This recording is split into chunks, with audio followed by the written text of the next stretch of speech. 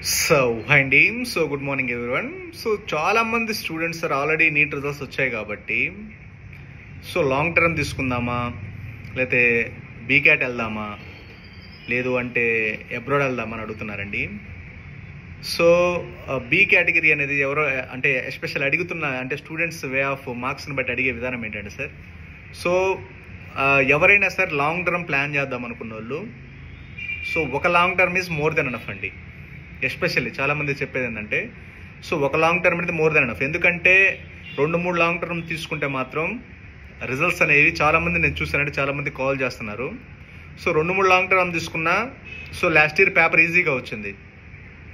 ఆటోమేటిక్గా sir long term తీసుకుంటే ఏంటంటే సార్ ప్రాబ్లం ఏంటంటే ఒక లాంగ్ టర్మ్కి 2-3 లాంగ్ టర్మ్కి అంటే లాంగ్ టర్మ్లో పెరిగే కొద్ది మార్క్స్ వస్తాయి అనుకుంటారు కానీ లాంగ్ టర్మ్లో పెరిగే కొద్ది ఏంటంటే మన యొక్క నాలెడ్జ్ డిటీరియరేట్ అయిపోతుంది. ఎలా అంటే లాంగ్ టర్మ్లో పెరిగే కొద్ది ఏంటంటే ఆల్రెడీ మనం చదువుకుంటాం, అంటే ఇంటర్మీడియట్లో కొంచెం చదువుకుంటాం, ఫస్ట్ లాంగ్ టర్మ్లో బాగా చదువుకుంటాము, ఒకసారికి సెకండ్ లాంగ్ టర్మ్కి వచ్చేసరికి ఆల్రెడీ చదివిందే కదని ఓవర్లుక్ వెళ్ళిపోతాం. వాటి మీద వచ్చిన క్వశ్చన్స్ రేపు ఏంటంటే వాటి ఓవర్లుక్ వెళ్ళినప్పుడు అంటే ఆ క్వశ్చన్లు కూడా మనం ఎగ్జామ్లో ఆన్సర్ చేయలేము, ఎందుకంటే ఓవర్లుక్ వెళ్ళిపోతాం కాబట్టి ఏముందులే చదివాములే అన్న ఓవర్లుక్ వెళ్ళిపోతాం కాబట్టి కాబట్టి ఎవరైనా లాంగ్ టర్మ్ తీసుకుందాం అనుకునే వాళ్ళు ఒక లాంగ్ టర్మ్ మ్యాక్సిమం ఎనఫ్ అండి. ఒక 2-3 లాంగ్ టర్మ్ అనేది అసలు 100% నాట్ ప్రిఫరబుల్. తీసుకుంటే మాత్రం టైము మనీ అంతా వేస్ట్ అవుతుంది. మీకు లాంగ్ టర్మ్కి అట్లీస్ట్ ఒక మంచి లాంగ్ టర్మ్ సెంటర్లో తీసుకుంటే 3 లక్షల నుంచి 4 లక్షలు అవుతుంది.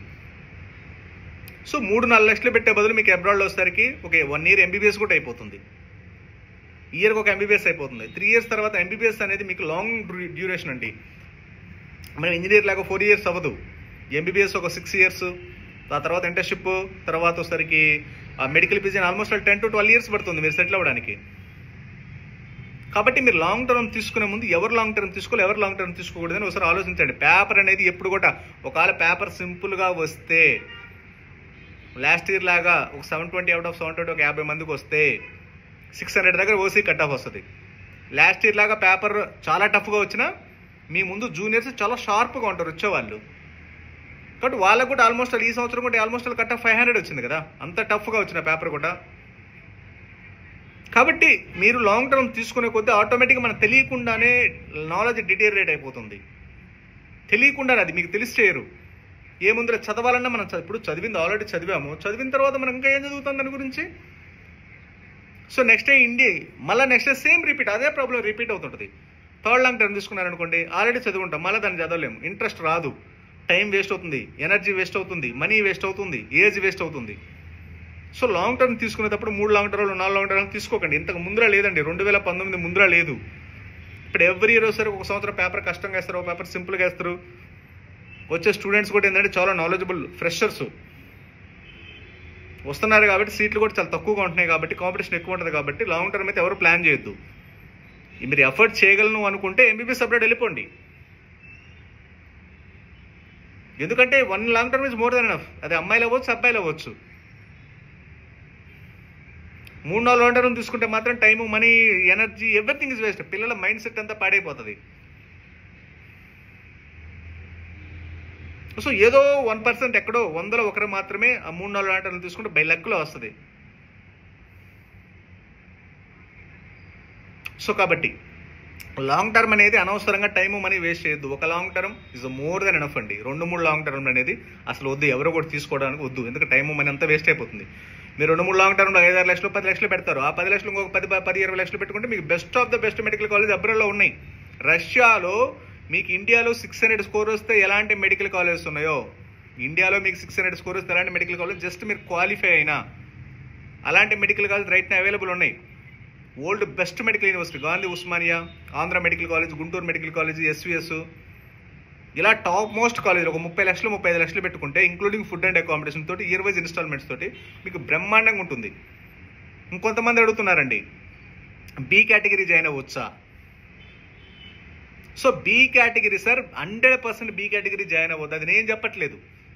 ఎందుకంటే యాజ్ పర్ ఎన్ఎంసీ రూల్స్ ప్రకారం మన గవర్నమెంట్ చెప్తుంది next exam national exit exam, next exam is the common exit exam. అంటే నెక్స్ట్ ఎగ్జామ్ అంటే మీరు ఇండియాలో చదివినా, ఆల్ ఇండియా ఫస్ట్ ర్యాంక్ వచ్చినా, ఏ గవర్నమెంట్ కాలేజ్ చదివినా, బీ కేటగిరీ అయినా సి కేటగిరీ అయినా మీరు నెక్స్ట్ ఎగ్జామ్ రాస్తేనే డిగ్రీ వ్యాలిడ్ ఉంటుంది. అంటే ఇంతకుముందు ఫారెన్ వాళ్ళు వెళ్తారు కదా, ఫారెన్ వాళ్ళు ఒక ఎగ్జామ్ రాస్తారు, ఎఫ్ఎంజీ ఎగ్జామ్ అని. ఆ ఎగ్జామ్ ప్లేస్లో ఇప్పుడు నెక్స్ట్ ఎగ్జామ్ వచ్చింది వాళ్ళకి. Same like that. ఇంతకుముందు ఏంటంటే 2021 ముందు ఏంటంటే పాత రూల్స్ ఉండేవి. ఇండియాలో మీరు ఎంబీబీఎస్ అవుతే ఎలాంటి ఎగ్జామ్ రాయాల్సిన అవసరం లేదు, ఖచ్చితంగా మీరు డాక్టర్ అయిపోయేవాళ్ళు 100%. రైట్ నౌ న్యూ రూల్స్ ప్రకారం next exam is the common exit exam, either study in India or abroad. ఇంతకుముందు అబ్రాడ్లో మాత్రమే ఉండేది ఎఫ్ఎంసీ ఎగ్జామ్ అంటే, ఇప్పుడు నెక్స్ట్ ఎగ్జామ్ పెట్టారు. ఇప్పుడు ఏంటంటే ఇండియాలో చదివినా సరే నెక్స్ట్ ఎగ్జామ్ రాయాలి. మీరు ₹1,00,00,000 పెట్టినా 2 కోట్లు పెట్టినా నెక్స్ట్ ఎగ్జామ్ రాస్తేనే. ఇంతకుముందు ₹1,00,00,000 పెడితే 2 కోట్లు పెట్టినా మీరు ఎంబీబీఎస్ ఆటోమేటిక్గా డిగ్రీ వచ్చేది. ఇప్పుడు ఖచ్చితంగా ఫారెన్ మెడికల్ గ్రాడ్యుయేట్స్ లాగానే వాళ్ళ ఎగ్జామ్ లాగానే మీరు కూడా ఎగ్జామ్ రాస్తేనే డిగ్రీ వస్తుంది. ఈ పాయింట్ గుర్తుపెట్టుకోండి. 2 కోట్లు పెట్టినా ఒకటే, అబ్రాడ్లో మీరు 30-40 లక్షలు పెడితే మీకు ఇక్కడ 2 కోట్లు పెట్టే కంటే 10 అంతలు మంచి క్వాలిటీ ఆఫ్ ఎడ్యుకేషన్ మీకు అబ్రాడ్లో దొరుకుతుంది. 10 times. మీకు ఇండియాలో 600 స్కోర్ వస్తే ఎలాంటి మెడికల్ కాలేజ్ వస్తుందో, అబ్రాడ్లో మీరు జస్ట్ క్వాలిఫై అయినా 200 మార్కులు వచ్చినా ఇక్కడ సీట్ రాకపోయినా మీకు 600 ఈక్వలెంట్ సీట్ అనేది అబ్రాడ్లో అవైలబిలిటీ ఉంది. అవి కూడా లిమిటెడ్ సీట్స్ రష్యాలో. చాలామంది అడుగుతున్నారు రష్యా కాకుండా జార్జియా అండి, కిర్గిస్తాన్ అని అంటున్నారు. Georgia Kyrgyzstan degrees invalid. మీకు చాలామంది ఏంటంటే ఎక్కువ ప్రమోట్ చేస్తున్నారు. ఇంతకుముందు ఫిలిప్పీన్స్ కూడా ప్రమోట్ చేశారా? ఈ జార్జియా కిర్గిస్తాన్ అని ఇంతకుముందు ఫిలిప్పీన్స్ కూడా ప్రమోట్ చేశారా? ఏమని ప్రమోట్ చేశారు? Indian food, Indian climate, USMLE programme, highest ఎంసే పాస్ పర్సెంటేజ్ ప్రమోట్ చేశారా? 2-3 ఏళ్ళు గట్టిగా చేశారా? ఇప్పుడు ఎందుకు చేయట్లేదు? ఎందుకంటే ఎన్ఎంసీ రూల్స్ ఫాలో అవ్వట్లేదు. Degree invalid. Russia is the only the country officially follow the all rules and regulations అండి. ఓకేనండి, చాలా జాగ్రత్తగా డెసిషన్ తీసుకోవాలి. ఇది లైఫ్ మ్యాటర్ కాబట్టి మీరు ఇప్పుడు తీసుకునే డెసిషన్ బట్టే టోటల్ మీ లైఫ్ అంతా డిపెండ్ అయి ఉంటుంది. వాళ్ళు వెళ్ళారు, మనం వెళ్ళాము, వాళ్ళు డాక్టర్స్ అవుతారు, మనం డాక్టర్స్ అవుతామంటే హైలీ ఇంపాసిబుల్. ఈ జార్జియా కిర్గిస్తాన్ అయినా సరే అండర్డెవలప్డ్ కంట్రీస్ అండి. జార్జియా పాపులేషన్ ఎంత అంటే 30 లక్షల పాపులేషన్. మన ఇండియన్ ఎంబసీ కూడా లేదు. ఏ స్టాండర్డ్స్ ఉండవు, ఏ రెగ్యులేషన్స్ ఉండవు. ఆ డిగ్రీ ఇన్వాలిడ్ కాబట్టే మీరు అట్నుంచి అమెరికా వెళ్ళండి, అట్నుంచి ఆస్ట్రేలియా వెళ్ళమంటున్నారు. అక్కడ ప్రాక్టీస్ చేసుకుంటే, జార్జియాలో ప్రాక్టీస్ చేసుకుంటే మళ్ళీ ఇండియా రమ్మని ఎందుకు చెప్పట్లా? మళ్ళీ ఇండియా రావాలంటే ఎన్ఎంసీ రూల్స్ ఫాలో అవ్వాలి.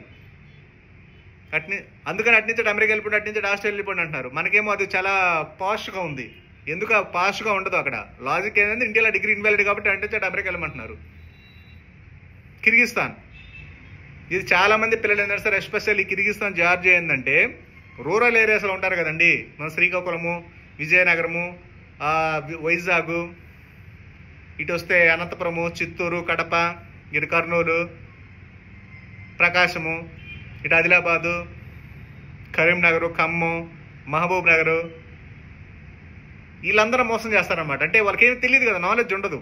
ఇప్పుడు మన యూట్యూబ్లో వీడియోస్ ప్రమోట్ చూస్తున్నారంటే ఎవరు చూస్తారు? కొంచెం ఎడ్యుకేటెడ్ చూస్తారు, కొంత నాలెడ్జ్ ఉన్న వాళ్ళు చూస్తారు. ఈ కిర్గిస్తాన్ కానీ జార్జియా కానీ అక్కడ ఇండియన్ ఫుడ్ అండి, ఇండియన్ మెస్ అండి, అక్కడ అదండి, అమెరికా అండి, ఆస్ట్రేలియా, న్యూజిలాండ్ అండి, ఇంకేమన్నా ఉందా? ఇండియన్ లెక్చరర్స్ అండి, ఇండియన్ ప్రొఫెసర్స్ అండి, ఇక చైతన్య నారాయణ అసలు మీకు ఇంకా చెప్పాల్సినవి చెప్తారనమాట. మన 10th క్లాస్ ఇంటర్మీడియట్ ఇంటి దగ్గరకు వచ్చే పిఆర్ఓలు ఉంటారు చూసారా, అలా చెప్తారు. ఒకసారిగా మీరు ఫ్లాట్ అవుతారు. వన్స్ అక్కడికి వెళ్ళిన తర్వాత ఆ డిగ్రీస్ ఇన్వాలిడ్ అంటే ఫిలిప్పీన్స్ లాగా మీరు చేసేదేం లేదా? తర్వాత ఫిలిప్పీన్స్ ఎందుకు ఇప్పుడు డిగ్రీ ఇన్వాలిడ్ కదా? ఎందుకైంది డిగ్రీ ఇన్వాలిడ్? ఇంతలో ఆ రేంజ్ ప్రమోషన్ చేసినప్పుడు. సో కాబట్టి మీరు 1-2 సార్లు మీరు డెసిషన్ తీసుకోండి. లాంగ్ టర్మ్ అనేది అసలు నాట్ ప్రిఫరబుల్ ఆప్షన్ అండి. 3-4 లాంగ్ టర్మ్ తీసుకుంటే టైము, మనీ మొత్తం అసలు ఏజ్ వేస్ట్ అయిపోతుంది. బి కేటగిరీ అంటారా, అంతంత 1-2 కోట్లు పెట్టి చదవాల్సిన అవసరం లేదు. ఇండియాలో చదివినా ఎగ్జామ్ రాయాల్సిందే, నెక్స్ట్ ఎగ్జామ్. అబ్రాడ్లో చదివినా రాయాల్సిందే. మంచిగా ఎన్ఎంసీ రూల్స్ ఫాలో అయ్యే కంట్రీ చూసుకోవడం. రష్యా అనేది 100% బెస్ట్ ఆప్షన్ అండి. There is no doubt at all. మీరు కిర్గిస్తాన్లు, జార్జియాలు, వియత్నాంలు, ఉజ్బెకిస్తాన్ అంటే మాత్రం ఆ డిగ్రీస్ ఎప్పుడైనా ఇన్వాల్వ్ అవ్వచ్చు. ఒకవేళ అట్లా అసలు క్వాలిటీ ఆఫ్ ఎడ్యుకేషన్ ఉండదండి, జస్ట్ ప్రమోషన్ చేస్తున్నారు అంతే. మీకు రష్యాలో వార్ జరుగుతుంది కాబట్టి జార్జియాలో కిర్గిస్తాన్ వెళ్ళమంటున్నారు తప్పితే జార్జియాలో టాప్ మోస్ట్ మెడికల్ కాలేజీలు, జార్జియాలో టాప్ ఎడ్యుకేషన్ సిస్టమ్, కిర్గిస్తాన్లో టాప్ ఎడ్యుకేషన్ సిస్టమ్ ఉందని చెప్తున్నారా? మీకు రష్యా అంటే రష్యాలో యుద్ధం జరుగుతుంది కాబట్టి ఇక్కడ యుద్ధం లేదు కాబట్టి ఇక్కడ జాయిన్ అవ్వమంటున్నారు. మీకు మన ఇండియాలో కూడా యుద్ధం జరుగుతుంది కదా, పాకిస్తాన్ ఇండియాకి జరుగుతుందా? జరగట్లేదా? అప్పుడప్పుడు జరుగుతుంది కదా. సేమ్ లేదంటే ప్రతి డెవలప్డ్ కంట్రీ కామన్గా ఉండేవండి. కాబట్టి మీరు డెసిషన్ మేకింగ్ అనేది చాలా చాలా జాగ్రత్తగా తీసుకోండి. మీకు ఏదైనా డౌట్స్ ఉన్నా, కొరేసినా just contact below numbers. Okay, thank you very much.